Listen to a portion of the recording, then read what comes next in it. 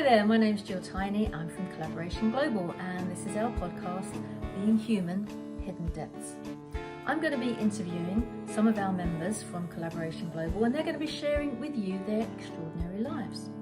Although they would probably believe they're just normal, everyday, average humans, but they are extraordinary. A bit like you and me. We all have our story to tell. We've all been through difficult times, and we've come out the other end having learned an extraordinary amount about ourselves that we can share with others. So I think you'll find lots of things that will resonate with where you've been in your journey as well. I look forward to seeing you on the other side.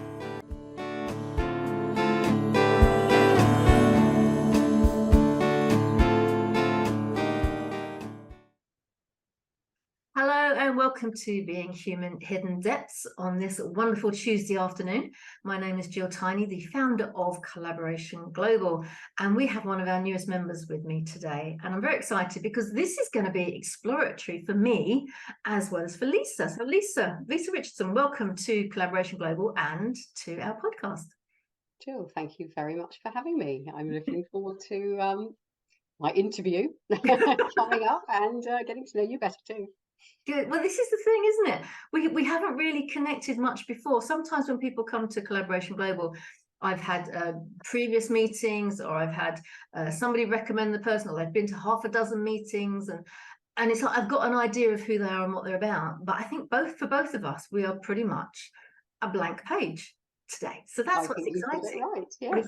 And I've got a feeling that we've got quite a bit in common. I don't know. We'll find out. But I've got a feeling that's probably the case. So let's explore some more. First things first, how did you find out about Collaboration Global and what made you become a member?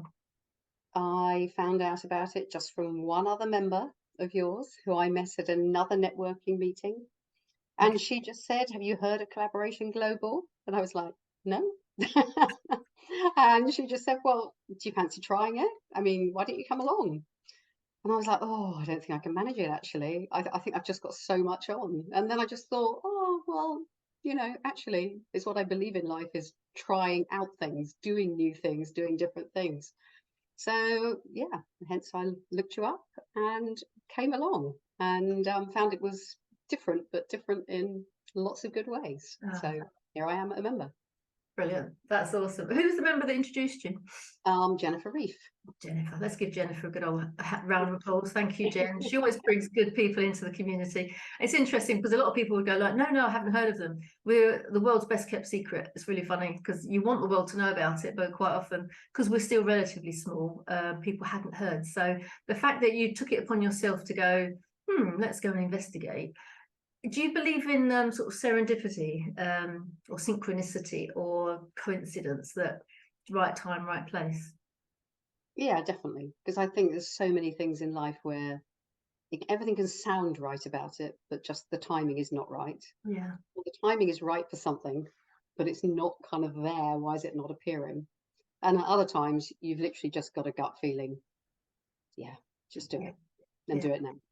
I like the fact that you thought you had no time, and yet it was like, oh, I'm a bit busy at the moment, but you were curious enough to take it. And it's funny when people say they haven't got any time, there's usually other things going on, and you can find the time. If it's something that you really want to do, the time will appear, because if it's important to you, you'll find a way of getting it done, won't you?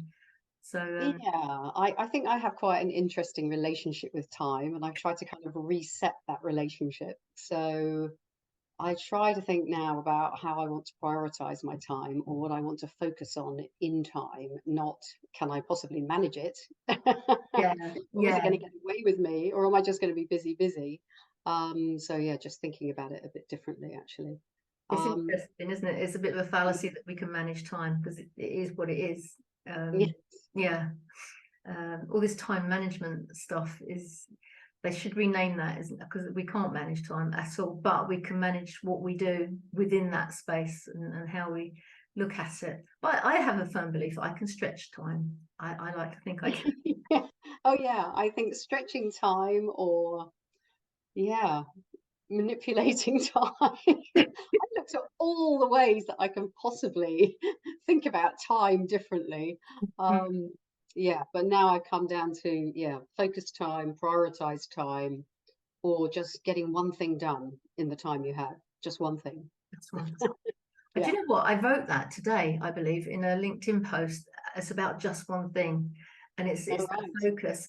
I said something the other day about I put the first line of the a post was like, I've done absolutely everything I need to do in my business completely.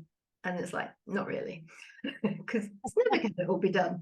It's never going to be done. And it's like we are bombarded by so much choice. You even walk into the supermarket, it's like, oh, I'm exhausted already. There's too much choice. I want one jar of coffee, and there's a gazillion choices here, and I don't know where to go. Mm. And like technology, how many bits of software have you spent hours of your life going through thinking this will be the solution? Oh no, is it that one? Oh, yeah, that's the solution to what? No, there's that one. And just Definitely. time Yeah. gets sucked away. We have way too much choice these days, and I like what you said earlier about focus on one thing. Or Yeah, there's an something. acronym for that someone else told me about actually, and Uh-huh. that is, I mean, some people might not like this, I'm afraid, but it's thinking of it as God, get one done. Okay. So Yeah, apologies if I've offended anyone there, but it is highly memorable. yeah. Well, I think God has got a pretty good focus, so I think Yes. he or she would understand, or they would understand. Yeah, it's a good one. So tell us a little bit more about Lisa. I mean, I don't even know what part of the world you hail from, and have you always been there? Where are you at the moment? I'm in the East Midlands at the moment, so I'm in the Corby area. I've gradually been moving west, and that I started off about, I don't know, 30 years ago, about an hour east of where I am now, so right in Lincolnshire. But now I'm in Northamptonshire, but originally I'm from Kent. Oh, I So was gonna yeah, say the it didn't no sound time for like a Midlands choice. accent, and you Yeah. haven't picked it up. How long have you been away from Kent, away from that accent? Probably, yeah, since, well, a long time. Let's not go into too many years, but I've been away from Kent more decades than I was in it. So I was in it for about 20 years. And then when I was 20, my parents left Kent. I was at university at the time. So yeah, I ended up leaving it and not going back. So yeah. Hmm. But, So were you at university in the Midlands? I was actually, but that wasn't the reason I've ended up here. But yeah, I was at teacher training college actually for PE teachers at Bedford. Well, now we have something in common. All right, what's Uh, I, that then? I didn't go to teacher training college, but I did become a primary school teacher, and I did it by a different route of Mhm. the. It was the GTC. I'm just trying to think what that stood for, but I learned on the job basically as a Mm. mature student. I wasn't really that old, but they put this label on you, it makes you feel geriatric. But yeah, so we've both been school teachers. That's interesting. You did Oh, PE. Oh, that sounds exhausting. yeah, I did. And yeah, at the time, it was kind of normal to go to a college where you studied for 3 years how to be a teacher, and literally you did it the whole time. You didn't go off and do a main degree and then do your year afterwards, or go into a school as you did and learn on the job. You Mm, literally spent 3 years with part of every year out in a school yeah. learning how to teach. So Oh, yeah. well, that makes more sense, doesn't it? I think. It's, Well, who knows? Who knows best? I don't know. But to us at the time, it definitely made sense. So, yeah. Well, it's kind of dipping mm, your toe in the water because when you go full into teaching, like the way I did on the job, it's the scariest thing ever because you think you should mm, know how to, and there isn't really a how to. And you kind of get baptism of fire. And then when I used to go to university one day a week, so I had to do a part-time degree in order to mhm, do the GTC. So there were students there that were full-time teaching qualifications, but they rarely went into the schools and dipped their toe in the water, but not very often. And it mm. seemed like that must be a shock to them when they eventually become a teacher. It's like, whoa, this is full-time, this is exhausting. What the hell is going on? So what you just described sounds much more amenable, which is probably why the teachers that are uh, worth their weight in gold probably started back in those days. I don't know when it changed. I'm not sure when My it. guess is it just might be a more expensive model, Oh, okay. Yeah. because when you go off and do your time in a school, you are not necessarily co-located with the place that you're at college or university. Right. So then there's like double payment of accommodation and things like that. So, you know, it's not necessarily, I would say, the most economic model, whereas Mm. probably what you were doing, you're based in one place. You could travel kind of probably up to a couple of hours if you're just going to a university for one day. Yeah. So it works. It works on many levels, but I must say, if I'd ended up for my whole first year at one of the schools that I was at for a placement, yeah, I'd have probably left teaching after that first year, actually. So you Yeah. have to get a good school, I think, if you're in a placement like that for the whole year when you're learning. So, what are your thoughts around education now? What was the reason that you left? But also, how do you? So, a lot of people in business talk about the education system not being fit for purpose for the workforce nowadays. And I think they're giving teachers a bad rap. And the last person who I heard having a moan about the education system, I was like, so when was the last time you were in a school? Did you spend a whole day? Did you talk to the teachers? Did you talk to the head teacher? And do you know what they have to put up with? And do you realize how amazing they are at what they do? And they are giving these children a full-rounded education. It's like, well, no. I said, when was the last time you was in school? Probably when I was at school. It's changed a bit in the last 30 years, it just drives me nuts. So what's your opinion now of the kind of school system? And you've got children. Well, I haven't necessarily experienced the full range of schools. So when I left college, I went off to teach, and I ended up teaching for about 18 months, I think. Mm. And within that time, I don't know, I must have been quite arrogant at that time because I was applying for head of department jobs literally after about 2 terms in teaching. Wow. And bizarrely, I got a few interviews, but I never got the job. But I was still flummoxed as to why I wasn't getting the jobs. Um, I mean, that sounds so weird now, but anyway, I was at the time, I remember. And so, yeah, my sister mentioned to me, she said, well, why don't you apply to go in the army? Because when you don't get in, they write you a letter and tell you what's wrong with you. And then you Oh, know, and it's quite an extensive interview process to get into the army to do officer training. I mean, yeah. literally, it's days. Wow. Um, so I thought, oh, okay, well, that sounds like a good idea. I'll try that then. And then they'll write me the letter, and then I'll get a better idea why I'm not getting these jobs. But anyway, then they offered me a job, and they, offered me a place. So off I went to Sandhurst, and I Wow. did 5 years in the army. So What yeah, was that like? yeah, no, it was very different. It was a culture shock. Did you have anyone in your family that had already been in the forces? Because that's often Well, the way, my isn't it? father had been in the Second World War Oh, in the Grenadier Guards, and no, not sorry, the Welsh Guards, God. and so, but only from that perspective, no one else. And so yeah, it was a big shock because I didn't have that kind of military background. I hadn't even been in an OTC. I hadn't done any kind of cadets or anything. Yeah. So yeah, it was a shock. It was absolutely exhausting.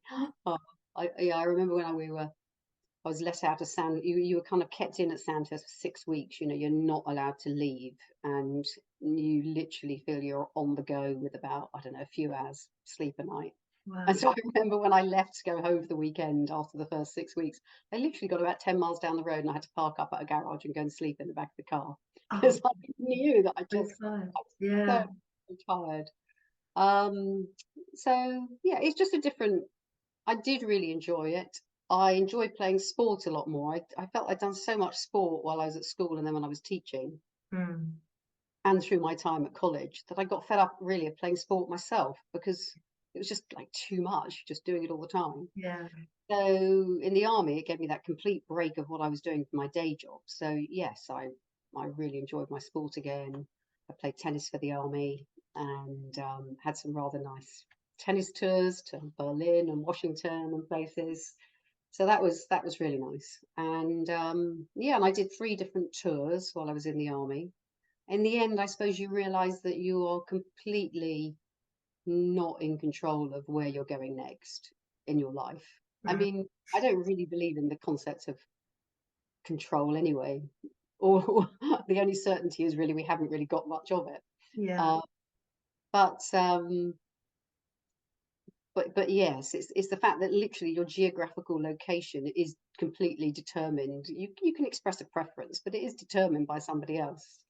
Mm. And yeah, so So 3 tours was enough for me, and I left, and then did various other things for about 5 years before I went back into teaching.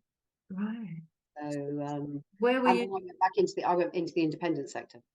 Right. I Yeah. just felt there was, for me with sport, there was a lot more that was, well, maybe comfortable. Maybe that's what I should say. Just comfortable for me, with what I could do with sport in the independent sector. And at that stage, I came back into education at head of department level. So I knew that was where I, Yeah. wanted Well, to you'd be. had that amazing experience. I mean, that's Yeah. something that to bring into any classroom is incredible. No wonder they wanted you back. So, What so yeah. what in those 5 years, where did you go, and what was the biggest experience that you would take away from that 5 years? Um, well, one thing I'll always remember is you don't make excuses for anything when you're in the army. Nice. You just suck it up and get on. Mm, So, really, even if you are the one to have caused whatever might have happened, or even if you've not, or even if you've been on the edge of it but not particularly culpable, you just accept it. If that's, take it on the shoulder and take it on the chin, move on, basically, move on. mm, So that was definitely, a cultural thing. But I left Santos and I went straight to Belize. So that for me at the time, when I'd done minimal amounts of traveling, was pretty awesome actually.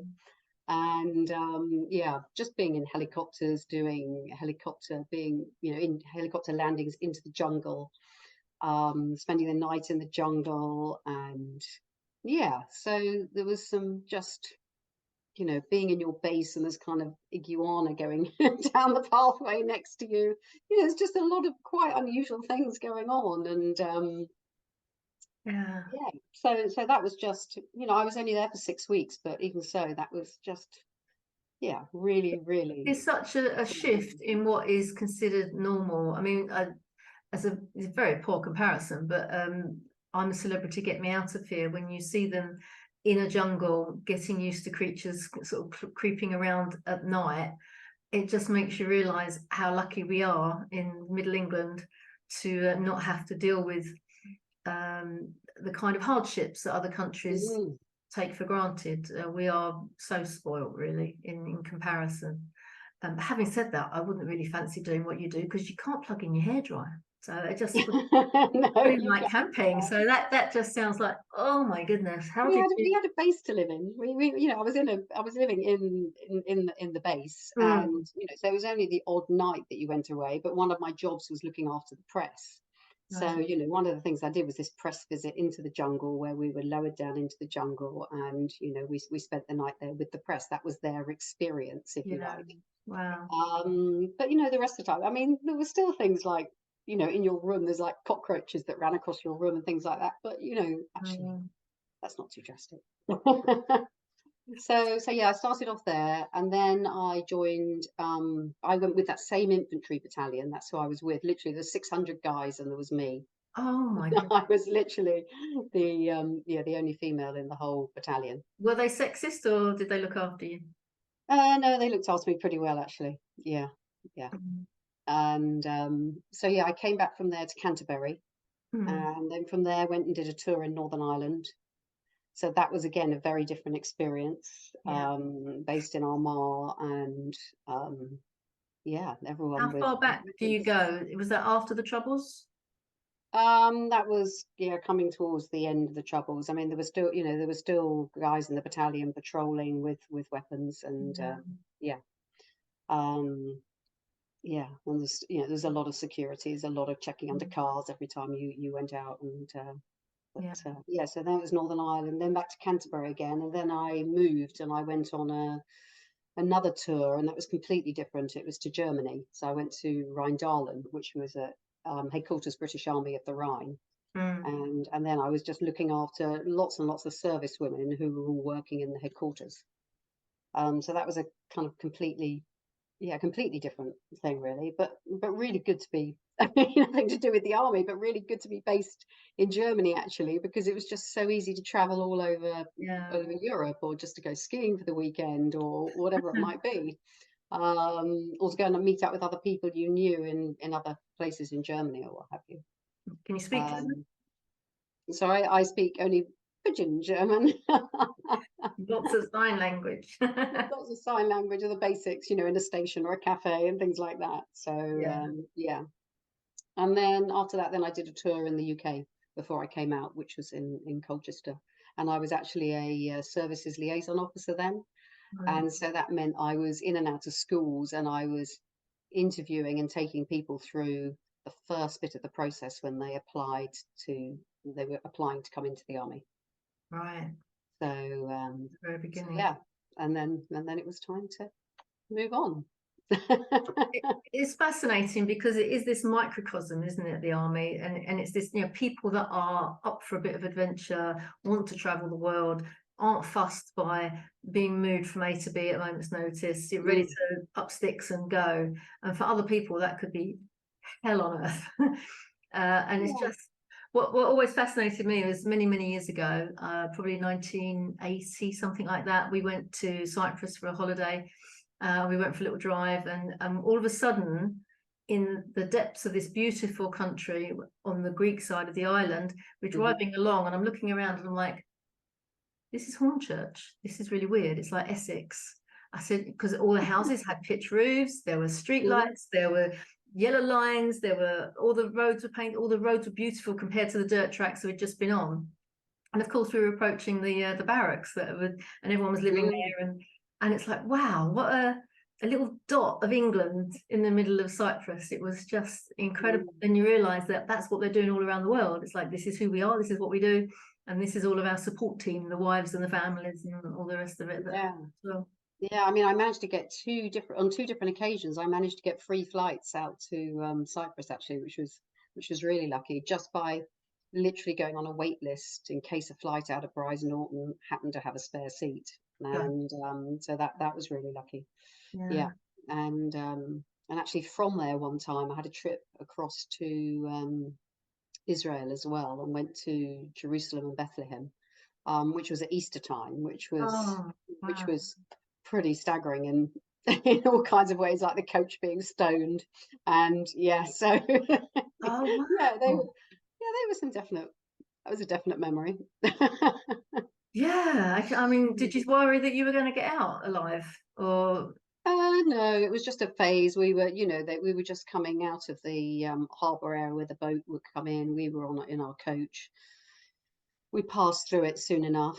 And then mm, literally the scenes at Easter time in Jerusalem were, my memory of it, and it was a long time ago now, was just like those scenes you see on the TV where there's the kind of crowd, the swathes of people through the streets carrying massive crosses. mm, And yeah, and you're just kind of swept along with this kind of mass of people. So, yeah. so yeah, that was, yeah, very different. It's And interesting that I've heard more about the history in the last few weeks than I've ever done over the periods of when Israel has been at war previously, which it has mm, this century mm, and last century rather. yeah. Um, and it's such a hodgepodge, isn't it, of people having anger that's residual from previous generations that doesn't seem to be solved at all, just seems to be building and building and building. And there doesn't seem to be any cut-off point of like, well, look, let's forget the past, but let's start from the future, and what can we do, and let's negotiate and let's come together. It's just anger the whole time. It's like, how do you diffuse all of that, um, and what makes them think that what they're doing on both sides is okay, to be killing? And you know, anyway, we could that's a whole other Mm, podcast really, mm. I think. But it's interesting. I know when I was younger, I had an opportunity to go to Jerusalem and I just chose not to. And maybe now I wish I should have done, just to see it before it all gets ruined, basically. Um, so have you got any young people living with you? You got any youngsters?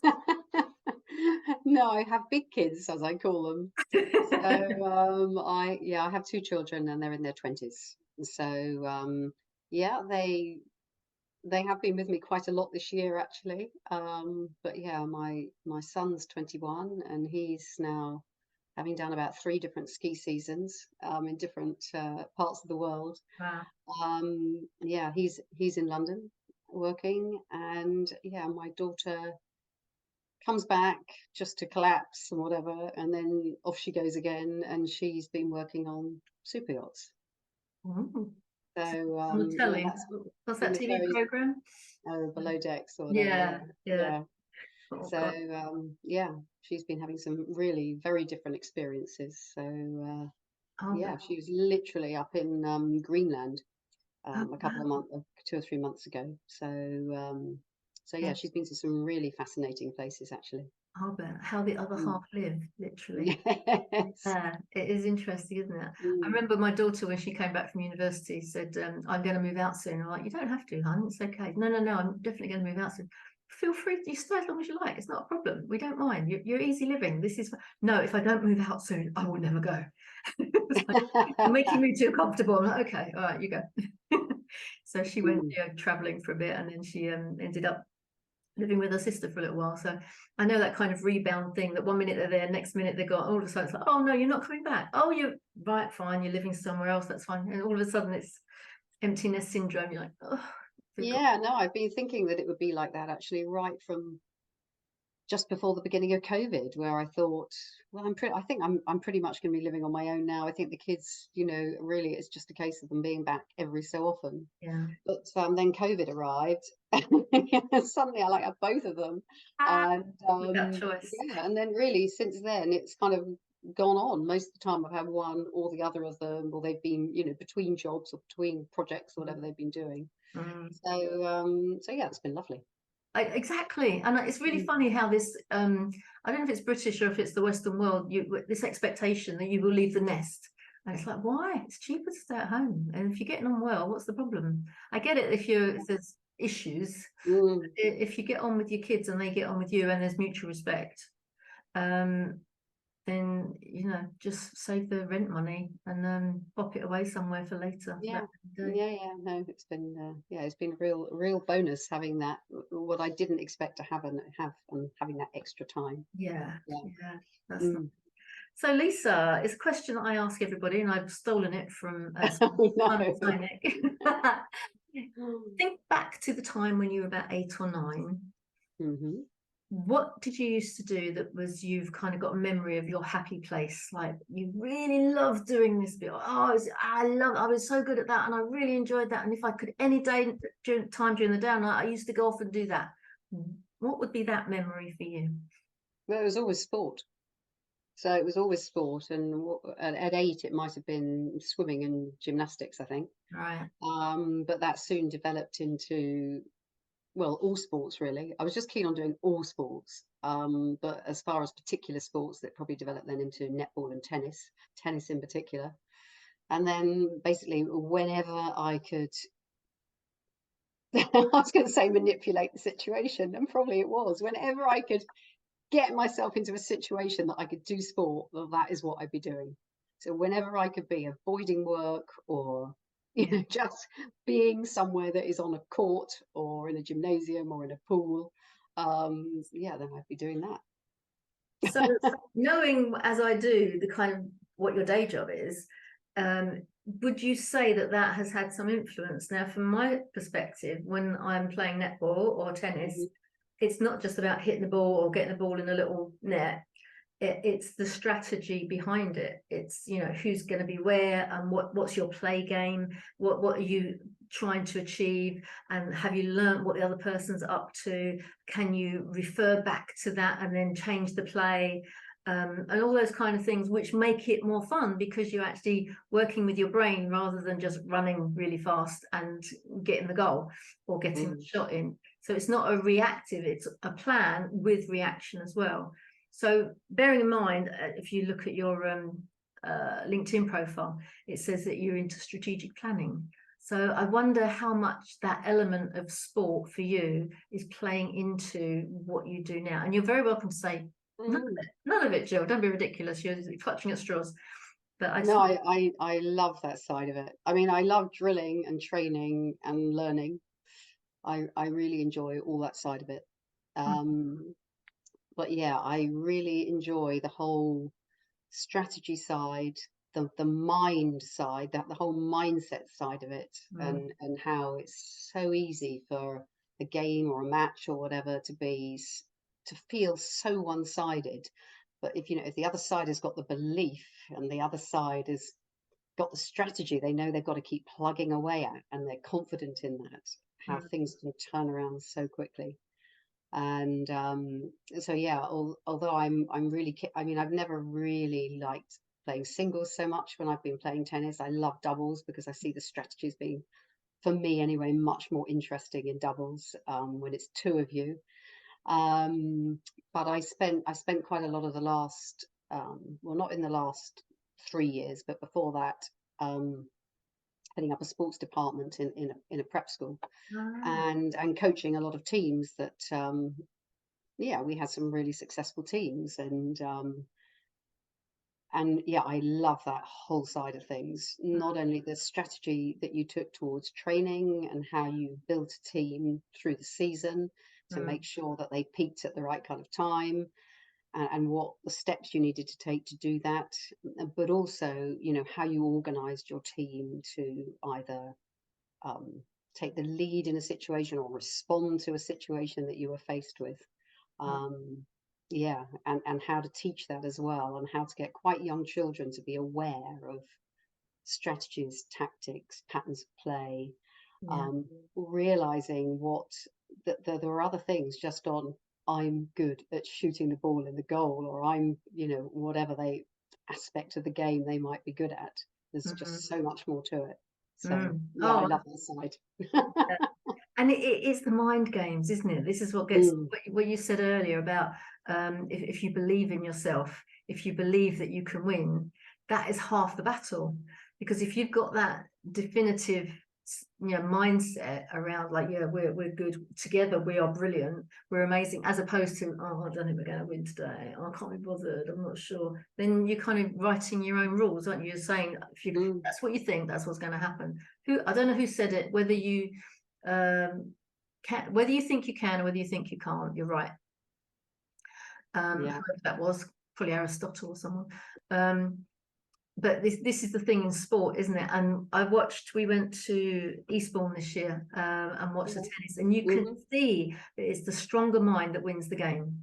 The other person could be the better player, technically the better player, or in doubles especially, but it's the couple that are the team, and the ones that can have the stronger mindset and not let two or three duff points spoil the whole set for them. It's Because just, as soon as you played these matches or these games and they've gone over a long period of time, one of the things you realize is how difficult it is to be consistent and maintain your level over a decent period of time. And then as soon as you appreciate that, I mean, the game is open really, and it's just what you choose to do with your own abilities, your own mindset, and how you can direct and focus that and respond to certain things. And the yeah, I same. certainly remember taking a team. We were in I think it was a quarter final of a national competition. It was when everyone was still playing rounders, which was a great game that people just don't play so much now. Yeah. And yeah, and we came into our last innings and we were something like 29-4 down, and it was if it all is lost. And Yeah. unfortunately, I'd had this experience some years before of it being the other way around with one of my teams, and they just sunk and they lost. I was like, this team, you can talk yourself out of this, but this is absolutely, completely possible. And it was literally by the force of their kind of attitude towards team and the way they supported each other that Mm. they became overwhelming to the other team who was so far ahead. And it was, Who were probably being complacent and taking it for granted that they've got yeah, it they in the just thought, I bag. think they just thought there's no way we can lose with, Yeah. there's no way we can lose with this kind of lead. And Good feeling, isn't yeah, it? and then the girls did turn it around, and it was just such a lesson and example in, actually anything. Well, I mean, not anything is possible, but Mm. a belief that anything is possible Mm. will, yeah, can make things happen. Yeah. And that can be transferred into business as well, can't it? I mean, a lot of people listen to these podcasts and to get business insights and things. And Collaboration Global is also connected deeply because all of the members are entrepreneurs and people who are using their business for good. But Hmm. having that mindset and that belief of I'm doing something that's useful for people, I'm doing something that's going to make a difference, I've got talent that I can utilize to make a difference for people, and I want to help people. Oh yeah, and I want to earn some money. That's not a dirty word. They can do that as well. It's kind of when you're working with your team, whether they're employees, whether they're your colleagues or clients, whoever it is, so long as that mindset is pervasive of we're in this together and we're all going to win, we're all going to come out winning, then that is like this unbreakable bond that will take you places, that will take you to the infinite, wow, I never thought we could get this far. It's amazing. But it has to start with usually one person that has the vision and the rest are happy to be part of it and to follow or to be alongside and make it happen. Yeah, it's the kind of ripple effect, isn't it? And as soon as you accept that you can be part of that ripple and that you've got a part to play and you're powerful in yourself to keep that going and elevate the people around you, then yeah, there's a great strength in that. I love that. Be part of that ripple. Who wouldn't want to be part of a ripple that's going to be? I love that. So how did you go from teaching in schools to becoming your own boss? Because I spent a number of years as both a director of sport and a deputy head, among other things. I did also have other roles of responsibility. I bet. And I felt I was working about 80 hours a week, and I was just, I suppose, burnt out. I Yeah. just became burnt out. And yeah, I realized if you teach, you probably could say this about anything, but I felt as a job with children, you could say with people maybe, you have to be on your A game all the time. You know, you can't just coast. You can't feel that the people that you're working with are a burden. Otherwise, why are you in a job that involves people or children? So as soon as you feel that that scenario is, you become exhausted by it, then you need to vote with your feet and move. So I decided I needed to leave and just made the decision just to go. And yeah, and then took a couple of years at looking at other things, doing some different things within property, or even at one stage I worked for census. I did a bit of supply teaching actually, just for odd days, just to experience a bit of the rest of the education Yeah. sector and what other schools were like. And yeah, and then came to the conclusion that nothing really I'd done was doing it. Yeah. You want to light So the fire again, don't you? You want to kind of go like, what's this thing that's exciting me and I can get out there and get yeah, it done. well, I did realize actually from the teaching I did, and that I got offered a couple of roles just teaching netball or tennis. That Right. actually that was absolutely fab, and I loved going back in and just teaching that one sport that I was passionate about, and but not having all that admin, not having all those other responsibilities, and then at the end of that term just leaving. Lovely. So I did realize that those actually were kind of more like coaching rather than teaching opportunities, and that was really good to do, and I carried on doing odd bits of that. But yeah, I started to look. I kind of felt, well, actually, I do want to, now we're coming to the end of COVID, I do want to travel more and everything. And I thought I need something flexible. And so I started looking at online things. I took some education, and in so doing, looked at a whole list of things that I could consider to do online. And yeah, and a kind of partnerships broker that just came up, or a webinar joint venture broker, I think it was, and this is how it's evolving. And I just thought, actually, I've been really competitive all my life, but I know that through competition, that you can't do well in competition unless you collaborate, unless you partner with people, because the whole thing about competition is it takes teams of people to either elevate one person up there, if, for instance, a singles player, a Federer or someone like that. Yeah.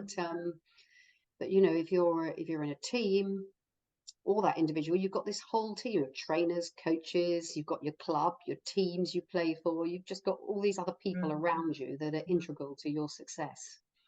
I also think that maybe my mind works that way, and linking things together and putting jigsaws together, and you do that when you're putting teams together very much. Not only how people work well together, but how they counter what else is going on with what you're facing. Mm. So yeah, I suddenly thought, yeah, I've never heard of this before, but actually this sounds like a good thing. And it also sounds like a thing where you can get involved with that ripple effect. You can get involved in boosting other people through what you do. And that's kind of win-win for everybody. Yeah. Yeah. And do Mm. you know what that kind of shows throughout your whole career, from being a teacher, going into the army? It's supporting and helping other people within a team that are achieving something Mhm. in any which way that you're looking at it. So it's like a culmination of everything, of all your experience, but also your natural innate talent. Well, if I was to pinpoint you, here we go. If I was to pinpoint you and said, what is your genius? What's the bit inside you that is possibly not so easily spotted in other people? Oh, not On the so spot. easily spotted in other people. Oh, I don't know, actually. I suppose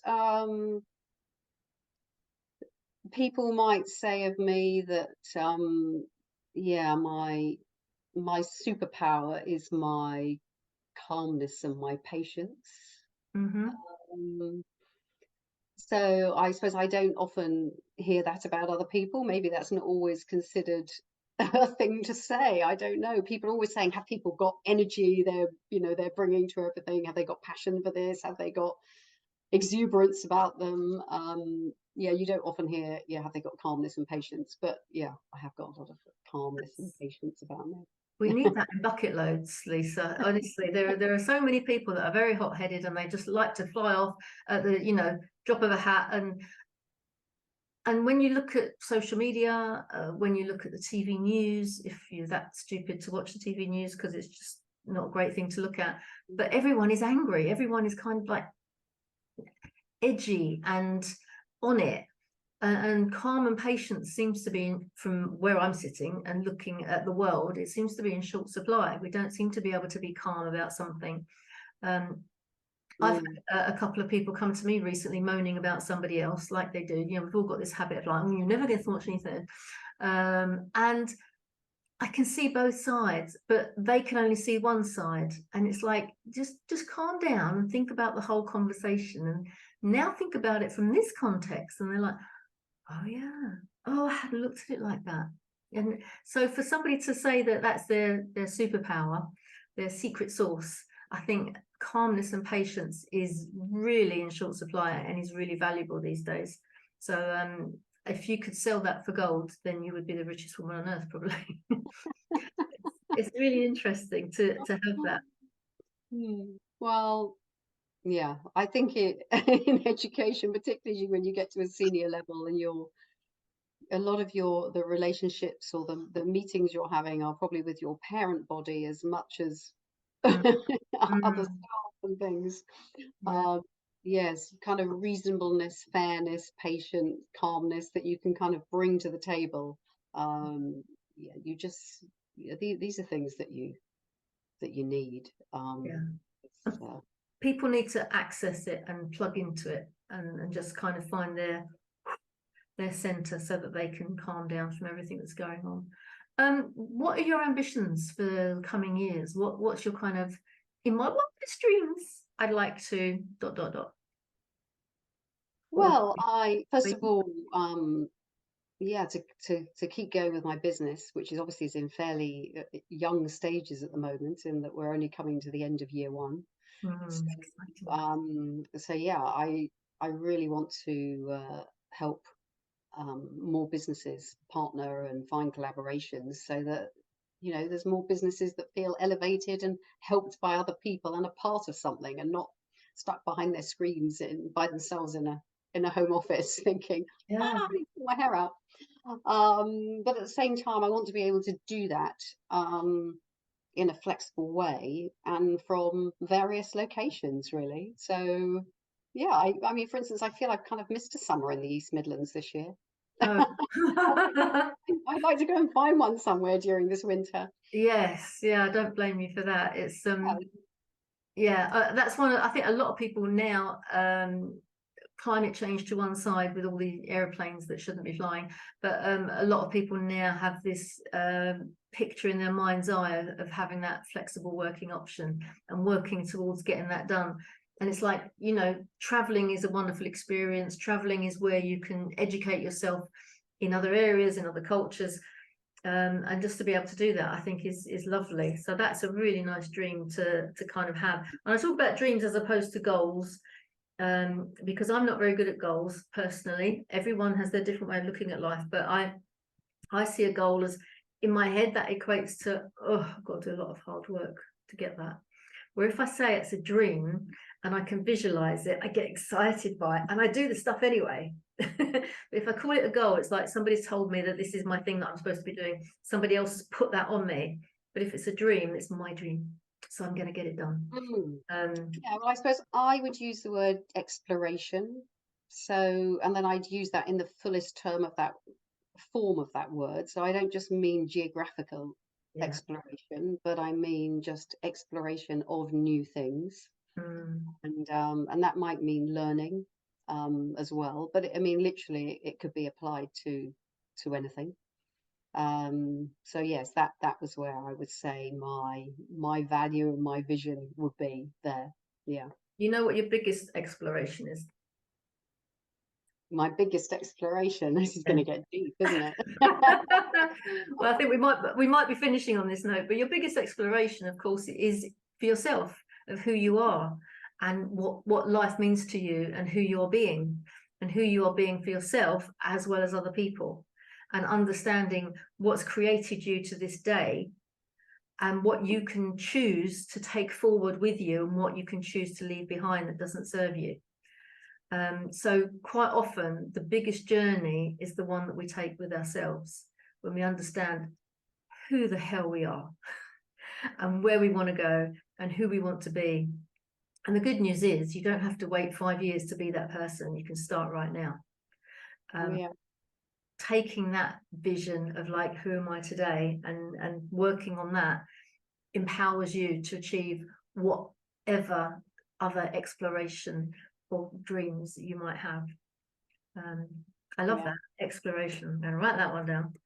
So Lisa, if somebody's been listening to this and they go, what a lucky lady, she sounds so nice, which you do, and obviously you've got this wealth of experience, but you talk about connecting people and helping people to collaborate and strategic planning, and they go, I'd quite like, I think I might need that, I think I might need to have a chat with her about that. What's the easiest way for them to get hold of you? On LinkedIn. Yeah.